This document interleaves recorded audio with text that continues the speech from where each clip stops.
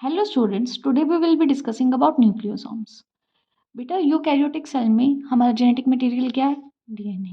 ठीक है, लेकिन डीएनए है बहुत बड़ा। उसको छोटे से न्यूक्लियस के अंदर फिट होना होता है, और वो छोटे से न्यूक्लियस में जब जैसे फिट होता है ना, फिट होने के लिए उसको ना बहुत ज़्यादा कंपैक्ट होना पड़ता है, एक कॉइल्ड स्ट्रक्चर बनाना पड़ता है। और वो कॉइल्ड स्ट्रक्चर बनाने के अंदर एक स्टेज आती है कि वो न्यूक्लियोसोम के फॉर्मेशन करता है, जिसके अंदर डीएनए की पैकेजिंग हो जाती है। ठीक है, तो न्यूक्लियोसोम बेसिकली क्या है? ये वो स्ट्रक्चर है जो पैकेजिंग करा रहे हैं हमारे जेनेटिक मटेरियल की। ठीक है, उसके आप इस चीज़ को ना और डिटेल में कर सकते हो। हमारे डीएनए के अंदर 6.6 इंटू 10⁻8 बेस पेयर्स हैं। ठीक है, और एक बेस पेयर का दूसरे बेस पेयर के बीच में गैप होता है बेटा 0.34 इंटू 10⁻⁻9, है ना। तो अगर हमें लेंथ ऑफ डीएनए देखनी हो तो सिंपली हम इन दोनों को मल्टीप्लाई कर दे तो हमें लेंथ ऑफ डीएनए पता चल जाएगी, जो कि बहुत ज़्यादा बनती है। ठीक है, लेकिन दूसरी साइड अगर हम न्यूक्लियस की डायमेंशन देखें तो इट इज़ 10⁻⁻6 माइक्रोमीटर, जो कि यानी बहुत छोटा है। तो उसको डीएनए को न्यूक्लियस के अंदर फिट होने के लिए बहुत कम्पैक्ट स्ट्रक्चर बनाना पड़ता है, इसीलिए उसको न्यूक्लियोसोम्स बनाने पड़ते हैं। अगर हम न्यूक्लियोसोम की डिस्कवरी की बात करें तो nucleosome was first discovered by Woodcock in 1973। ठीक है, उसने ये कहा था कि ना क्रोमेटिन का ना एक रिपीटेटिव पैटर्न हमें बार बार दिख रहा है कि एक धागा है, फिर उसके ऊपर एक कुछ स्ट्रक्चर बना हुआ है, फिर एक धागा है, फिर स्ट्रक्चर, यानी एक रिपीटिंग पैटर्न हमें क्रोमेटिड मटेरियल का दिख रहा है। ठीक है, उसके बाद डॉन एंड एडा कॉलिंस इन 1974 में उन्होंने कहा था कि एक्चुअली ना ऐसा लग रहा है कि एक धागे के ऊपर मोती पिरोए हुए हैं। इट मीन्स उन्होंने कहा था बीट्स ऑन अ स्ट्रिंग जैसा स्ट्रक्चर कुछ हमें यूकैरियोटिक सेल के न्यूक्लियस के अंदर दिख रहा है। ठीक है, कि एक धागा है उसमें मोती है, एक धागा है उसमें मोती है। ठीक है, कुछ ऐसे पिरो के रखे हुए। ठीक है, तो उसने ये कहा था कि कुछ स्फेरिकल पार्टिकल्स है जो एक दूसरे से कनेक्टेड है छोटे छोटे धागों की फॉर्म में। ठीक है, spherical particle fine thread, spherical particle fine thread इस फॉर्म में अटैच है। ठीक है, उसके बाद फिर इस ऐसी discovery was given by Don and Ada Olins. ठीक है, उसके बाद बेटा इसको डिफाइन किया गया एज द फंडामेंटल रिपीटिंग सब यूनिट्स ऑफ क्रोमेटिन मटेरियल। इसके अंदर उसने कहा कि डीएनए जेनेटिक मटेरियल है, उसके ऊपर जो ये स्फेरिकल चीज़ है ना, इसको हमने नाम दिया बेटा हिस्टोन प्रोटीन्स। ठीक है, उसने कहा कि क्रोमोसोमल डीएनए है, उसकी पैकेजिंग हो रही है ऑन हिस्टोन प्रोटीन्स कुछ इस तरीके से कि वो beads on a string appearance दे रहे हैं। फिर इस स्ट्रक्चर का ना फर्दर क्लैरिफिकेशन, फर्दर मतलब डिटेल्ड एग्जामिनेशन हुआ। उसके अंदर ये पता लगाया गया कि एक न्यूक्लियोसोम के अंदर 200 base pair of DNA pack होते हैं।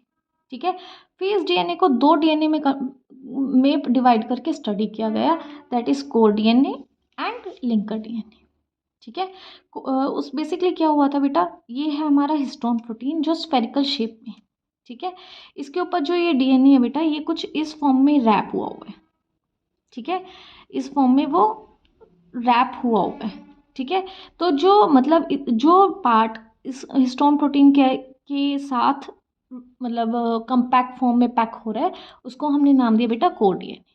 ठीक है, एक डीएनए का फाइबर 1.7 टाइम्स इसके अराउंड रिवॉल्व करता है, रोटेट कर मतलब इसके अराउंड पैक होता है। ठीक है, इसका मतलब 200 बेस पेयर में से 146 बेस पेयर इसी रोटेशन के अंदर आ जाते हैं। ठीक है, और उसके बाद जो एक न्यूक्लियोसोम है, दूसरा न्यूक्लियोसोम है, क्योंकि हमने अभी बोला ना कि ये रिपीटिंग यूनिट की फॉर्म में प्रेजेंट है। इनके बीच में जो डीएनए है ना बेटा, ये बीच का जो इसका डीएनए है उसको हम बोलते हैं लिंकर डीएनए। ठीक है, तो जो ये लिंकर डीएनए है बेटा, ये 8 बेस पेयर से 114 बेस पेयर के बीच में इसकी लेंथ वेरी करती है। अब हम इसकी डायमेंशंस की बात करें न्यूक्लियोसोम की, तो इसका डायमीटर होता है 11 नैनोमीटर और इसकी लेंथ होती है 5.5 नैनोमीटर इन एवरेज। ठीक है, यानी अगर हम इसकी बात करें, डायमीटर है इसका बेटा 11 नैनोमीटर और इसकी लेंथ है 5.5 नैनोमीटर। ठीक है, अब हम बार बार ये बोल रहे हैं कि ना डीएनए हमारा हिस्टोन प्रोटीन के ऊपर बार बार पैक हो रहा है, पैक हो रहा है। एक्चुअली में ये क्या हो रहा है बेटा, ठीक है, जो हिस्टोन प्रोटीन है ना बेटा, हिस्टोन प्रोटीन के अंदर होता है बेटा पॉजिटिवली चार्ज। ठीक है, और ये प्रोटीन है तो किस चीज़ से बना होता है? Amino acid. और इसके अंदर जो ज़्यादातर अमीनो एसिड होते हैं ना, वो होते हैं बेटा लाइसिन और आर्जिनिन। ठीक है, जो इसको बहुत स्ट्रॉन्ग पॉजिटिव चार्ज दे रहे हैं। लेकिन जो हमारा डीएनए वो है नेगेटिवली चार्ज। नेगेटिव चार्ज क्यों है? क्योंकि उसके अंदर फॉस्फेट है। अगर आपको याद हो तो 3 चीज़ें होती है, शुगर, फॉस्फेट एंड न्यूक्लियोटाइड्स, है ना। तो फिर जो ये फॉस्फेट है बेटा, ये है, इसकी वजह से आ रहा है नेगेटिव चार्ज। तो ये अपोजिट चार्जेस हो गए जिसकी वजह से अट्रैक्शन हुआ तो कम्पैक्ट स्ट्रक्चर उन्होंने कर दिया और पैकेजिंग करा दी। ठीक है। अब इसके अंदर कौन कौन से हिस्टोन प्रोटीन्स होते हैं हम उसके बारे में स्टडी करेंगे। तो हिस्टोन प्रोटीन्स मिलकर ना बेटा एक ऑक्टामर बनाते हैं। ठीक है। अब एक्चुअली क्या होता है बच्चे, इसके अंदर H1, H2A, H2B, H3, H4 ये हिस्टोन प्रोटीन्स होते हैं, जिसमें H2A और H2B मिलकर डाइमर बनाते हैं। ठीक है। आप ये देखो H2A के ये 2 हैं, H2B के ये 2 हैं। ठीक है, ये डाइमर के फॉर्म में प्रेजेंट है। ठीक है। और जो H3 और H4 हैं बेटा, ये टेट्रामर बनाते हैं। आप ये देखो ये है आपका H4। ठीक है। ये 2 हैं और ये आपके H3 है, ये भी 2 हैं और ये दोनों एक दूसरे से लिंक है और ये टेट्रामर बना रहे हैं।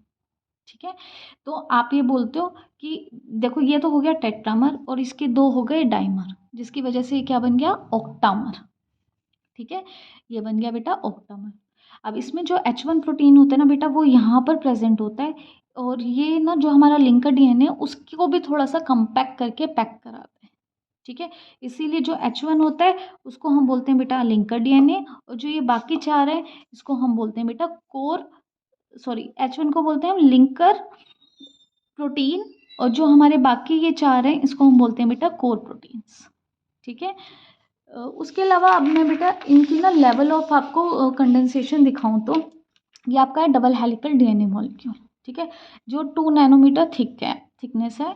उसके बाद इसकी कॉइलिंग हो जाती है, ये 11 नैनोमीटर फाइबर बना देता है, जो कि होता है बेटा न्यूक्लियोसोम जैसा। ठीक है, इसमें क्या होता है बेटा, ऐसा लग रहा है कि बीड्स होना स्ट्रिंग स्ट्रक्चर है कि बीड्स हैं उसके साथ अटैच हुए हुए होते हैं। ठीक है। उसके बाद इसके अंदर फर्दर कॉइलिंग होती है और ये बनाता है बेटा 30 नैनोमीटर थिक फाइबर्स, जो सोलिनोइड जैसा स्ट्रक्चर बन रहा है। फिर इसके अंदर फर्दर स्पाइरलाइजेशन और कॉइलिंग होती है, जिसकी वजह से 300 नैनोमीटर थिक आपका एक फाइबर बन जाता है, जो स्कैफोल्ड की शेप का होता है। ठीक है, इसके अंदर फर्दर कॉइलिंग हो जाती है और आपका 700 नैनोमीटर थिक आपका ये फाइबर बन जाता है, जो कि कुछ ऐसा स्पाइरलाइजेशन शो करता है जो आपका क्रोमेटिड होता है। ठीक है, जो आप नॉर्मली आप देखते हो, है ना।